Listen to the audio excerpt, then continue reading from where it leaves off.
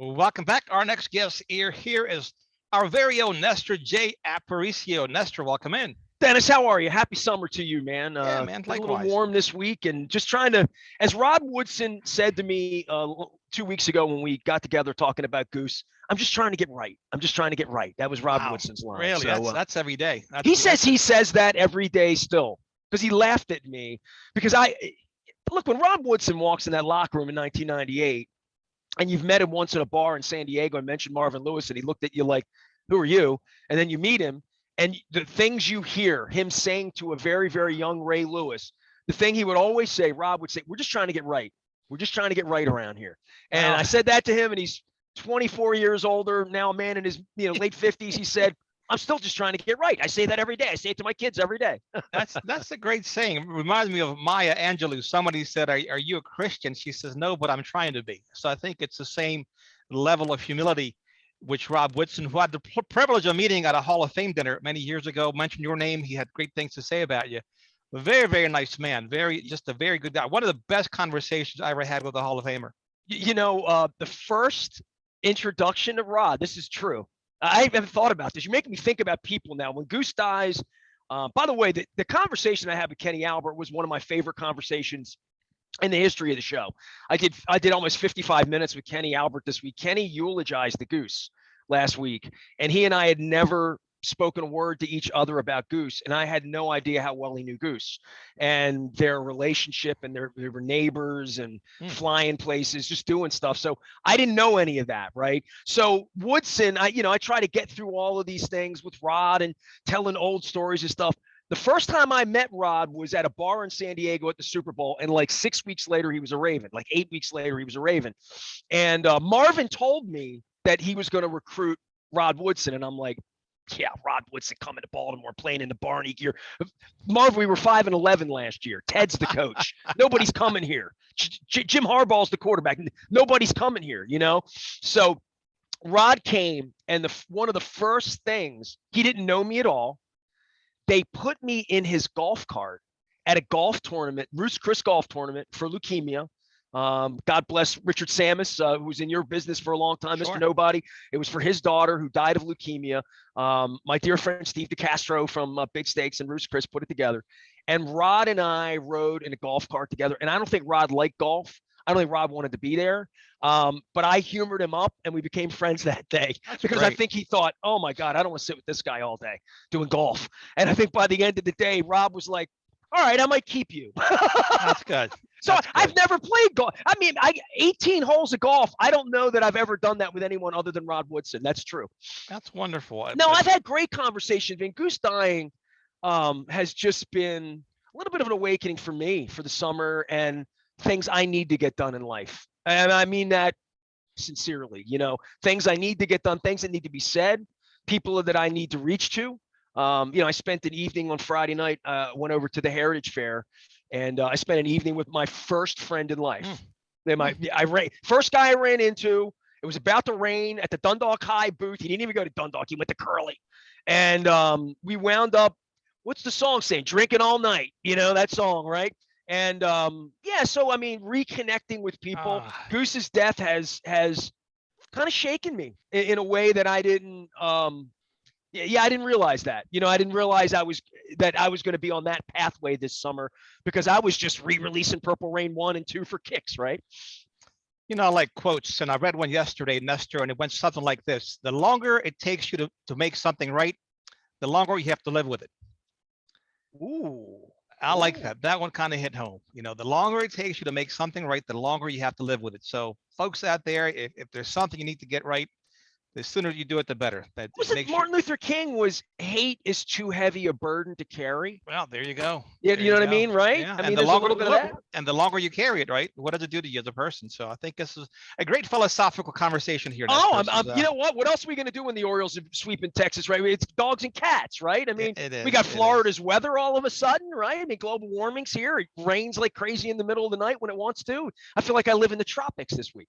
Someone earlier today asked me about sports and politics, and my thing is it's life, right? Just like your show has evolved, your station has evolved. It's just not about sports, because I don't know a lot of times you can't separate it. It's just life, whether it's Brittany Griner and Joe Biden's involvement overseas with the Russians and the Ukraine situation, or the live golf now with the Saudis and whatnot, and the 9/11 families complaining about it, although we're in bed with the Saudi government, sending them missiles. Sports washing. They have a word for it. Sports washing. Yeah, is that what it is? So there sports is washing. There We've been sports washing in this country forever, right? I mean, the Ravens and the Orioles are sports washing. I mean, we built them facilities so that guys who buy teams for $600 million can stop giving press conferences and have a team that's worth $4 billion and just go run and hide and only talk to his cornerback when he wants to speak to the world. The other guy doesn't speak to anybody. So, I mean, all due respect. I mean, John Angelos being interviewed by one of his employees wouldn't be, unusual. But there, sports has had a level of expectation over my gestation of 30 years of doing this. Now that Camden Yards is 30. And by the way, I mean, the Orioles are the most incompetent organization I can find this side of the Browns, right? Like the Browns this week, what they've done. If you're a Browns fan, I mean, look, it's fun to be an Orioles fan this week, all 7,000 of them, piling into Camden Yards in the middle of a sweep, and Shohei Ohtani's in town this weekend. They're giving away bucket hats. They're giving away Hawaiian shirts this weekend. There will be some people down there. People come down to get a free shirt. I know this. Sure. I live there. Would. Well, that never fits me. Damn thing hangs off me. You got to gain weight. That's all. No. I mean, 31 crab cakes next month. Don't do this to me, Hey, what about Joey Chestnut, right? 15 years in a row, the GOAT, 63 hot dogs. It's gross. 63 dogs, man. That's the kind of stuff we love in this country. Is that a sport, by the way? It is now. Competitive eating. They made a name for it, right? Oh my it's God. like UFC. Two guys beating the hell out of each other in a cage. They call it mixed martial arts, right? I mean, it's a street fight is what it is, right? Well, like Barry White used to say, too much of anything isn't good for you, baby. It's just too much of anything. I remember when I was a teenager, I drank 2 bottles of grape Boone's Farm, and didn't like grapes for the longest time. So anything I want to overeat. The grape? Yeah, it was. God, you no tickle pink. They didn't have any strawberry lemonade. They didn't have none of that. No, man. I had some other libations that night too. It was the one and only time in my life I ever got sick from drinking, and never did it again. Beer before liquor, never sicker. Oh man, is that what it is? I think I had beer. I had some malt duck or something afterward, and some Colt 45s. I was bombed. Oh man, that's what we did back in Essex back in the day in the late 70s. We always have a joke about Captain Cork down by the Chase Theater, because we would always drive by. We never really got beer there, but we always threatened that you could get beer if you were 16 when you were there. You know what I mean? But we never did it. But we always found kids in the neighborhood. Dennis, for summertime and for the Orioles and for sports, and waiting on the Ravens in a couple of weeks, and this tragedy that has befallen the Ravens with Jalen Ferguson, it's been more active as a summer than I can remember it at any time when the Orioles weren't really vibrant. They're not vibrant yet. Nobody's going to the games. I mean, come on, man. But you know what? Guys like me, I watch the box score now. I'm watching the standings every day. They're scratching and clawing, getting close to the 500 mark. So you know what? They're starting to become relevant. They really are. Relevant. Yeah, well, right. They're starting to become, you're into soap opera. Yeah. Right? Yeah. You're starting to follow the show. Oh, again. Mrs. Angelos went to New York, right? Had a conversation with the commissioner, assured him all things were great. The kids will figure stuff out. And so we're back in business. We are. And we're winning baseball games. Now, who's going? When are you and I going to a game? That really would be. I would have gone this weekend. Dennis, for the first time in years, I've gone up and looked at their schedule. I looked at the weekend. 5 days ago, I knew Ohtani was coming in because I knew it was after the 4th of July. I remembered that, right? I mean, the Orioles used to be in my schedule in Orange and in Tangerine. Orange was the home game. Tangerine was the away games, right? They were in my schedule from the minute I got a Google schedule in 2007. Oh, I'm sure. But the last 3 years where the games don't matter, I'm not going to the game. I barely care whether the game's on or watching it when they're going to lose 115 games and lie to the people about their product.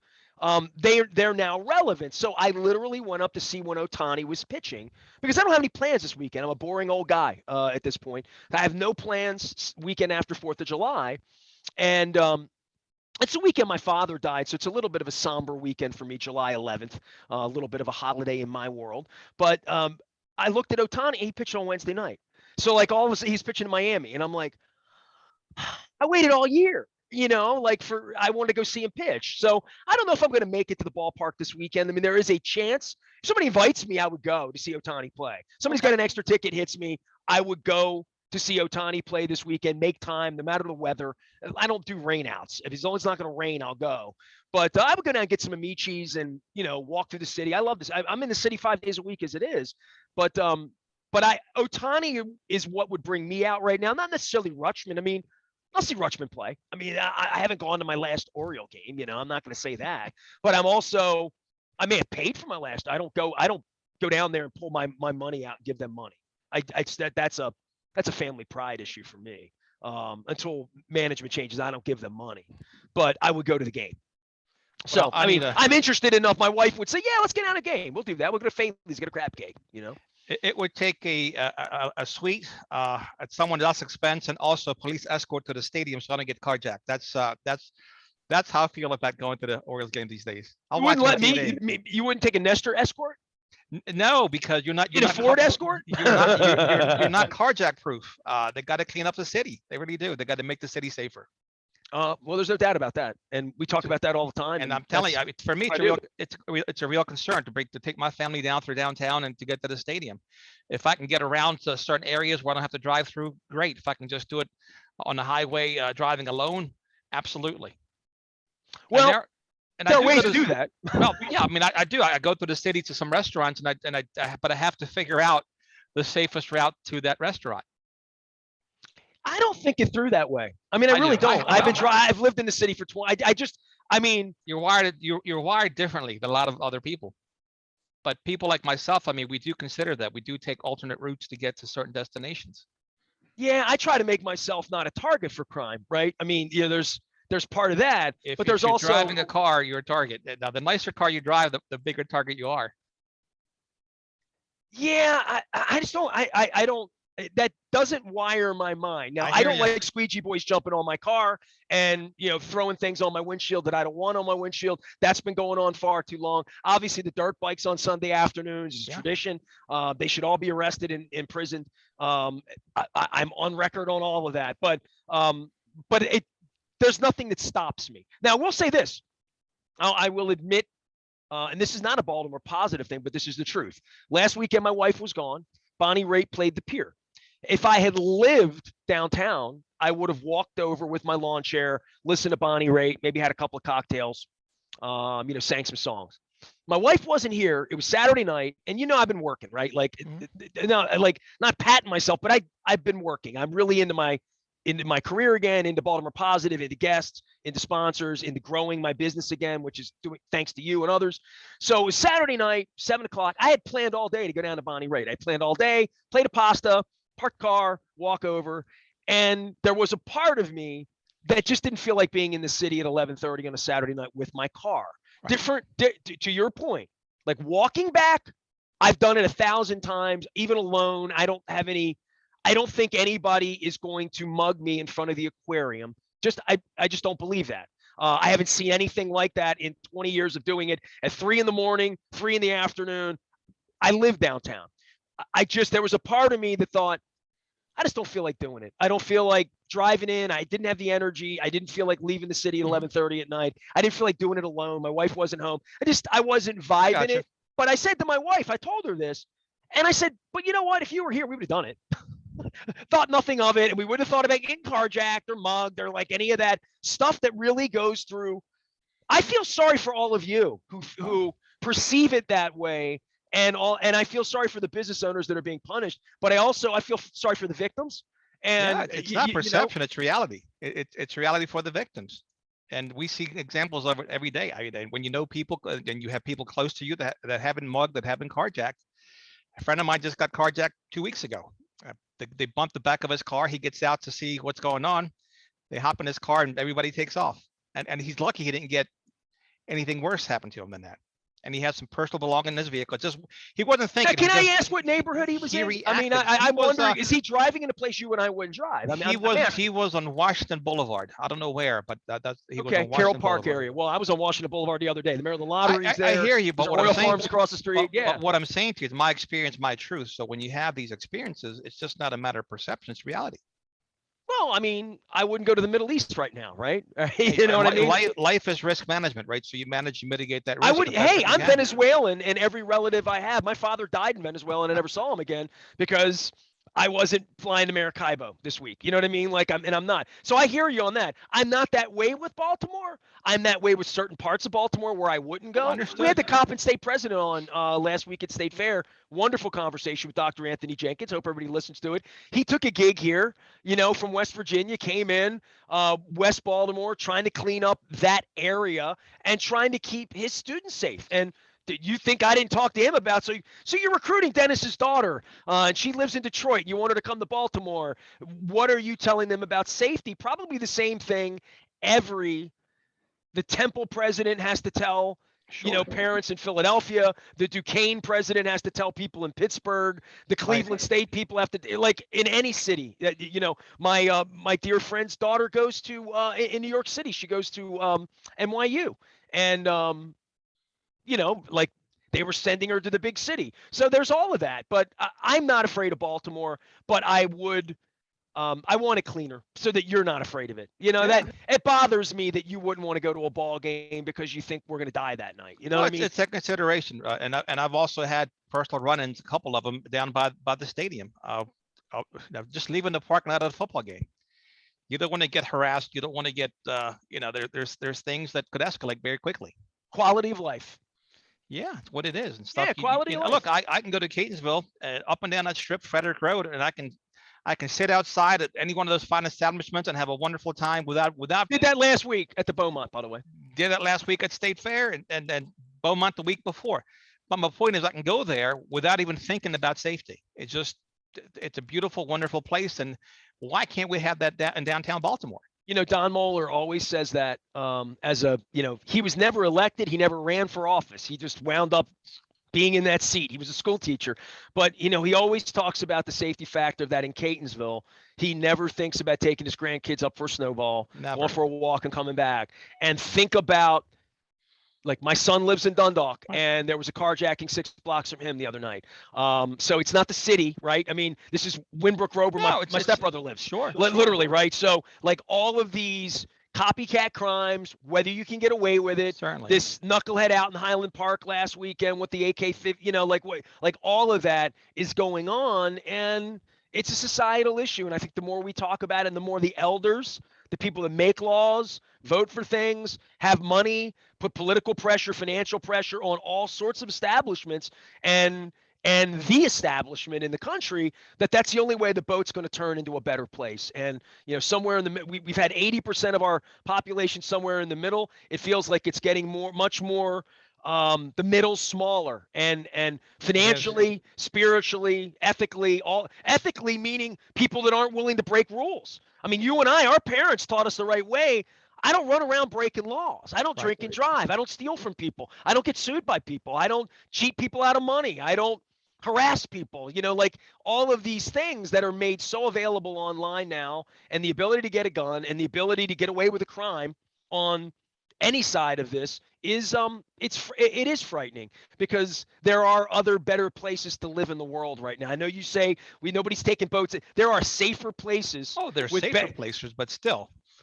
We have liberty still. That's the biggest thing that but we they have that in country. so many places. That's what they have that in New Zealand. They have that in Denmark. They have There's a lot of places I go where most places you go, you can walk without getting shot at. Like I walk through Amsterdam at 3:00 in the morning. Yes, there are hookers. Yes, there is alcohol. Yes, there are drugs. Nobody's dying in the streets of Amsterdam. Nobody. And I'm walking around having a shawarma at 2:00 in the morning, looking at the canals and watching the lights flicker off the water and thinking, man, you can't do this at the Inner Harbor tonight at 3:00 in the morning because you'd be frightened. Or in New York, or in Cleveland, or in Chicago, or in LA, or in San Diego, or in Miami. Pick any city in America. This is the only country in the world, though, that you're innocent until you're proven guilty. Every place else in the world, you're guilty, and you got to prove yourself innocent. Just ask Brittany Griner how that's going over there for her. Or the young lady in Italy who It- was detained for it- many years, right, on the murder charge with the yeah, roommate, like absolutely. all that, right? You're in jail until you prove yourself innocent. That's why I'm not going to Maracaibo this week. We talked about this. And that's a huge dynamic. We have By the way, liberty. everybody I know is in Greece this week. Everybody I know is in Greece. It's a great place to be.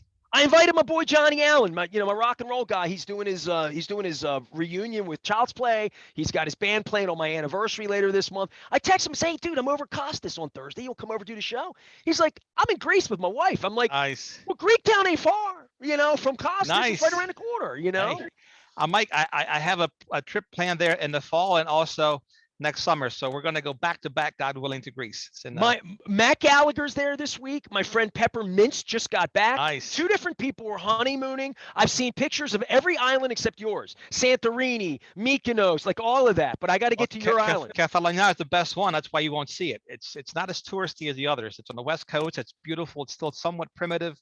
I'm disappointed now they have electricity and running water. That attracts more tourists, but it is a gem. One of the 12 islands there in the Ionian Sea. All right. You got a crib for me, right? I got a crib for you. I got you. Don't you worry. I want to go to one of those places where the white wall is up, like, like overlooking the balcony, and I'm going to sit there and I'm going to bake like an olive in the olive oil. Hey, you and Jen make plans for 2023. I want to send you there. You know what? I need some more Europe. At this point, I need some Europe too. Absolutely. Right now I do.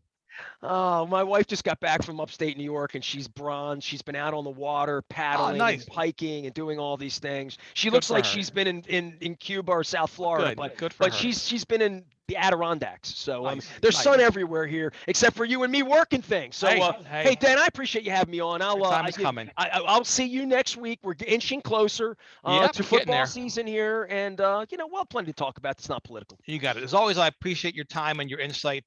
Nestor, keep doing great things. You and I should see Adley Rutschman together for the first time. We should celebrate that. We should just go see Adley Rutschman play together. All right, we'll put that on the calendar at some point. I'm not getting you a club box, though. I mean, I'll just sit out in the bleachers and wander around. Okay, I'll have to go back to my roots, sitting in the bleachers. All I want is what Springsteen says is the most important thing in life, and it's unavailable at Oriole games. Cold beer at a reasonable price. Hey, let's get right together here, right this summer. Let's get right. There he goes. I'll see you next week. See you now. Nestor J. Appreciate here, 1570 AM. WNST will take a quick break and come back right after this.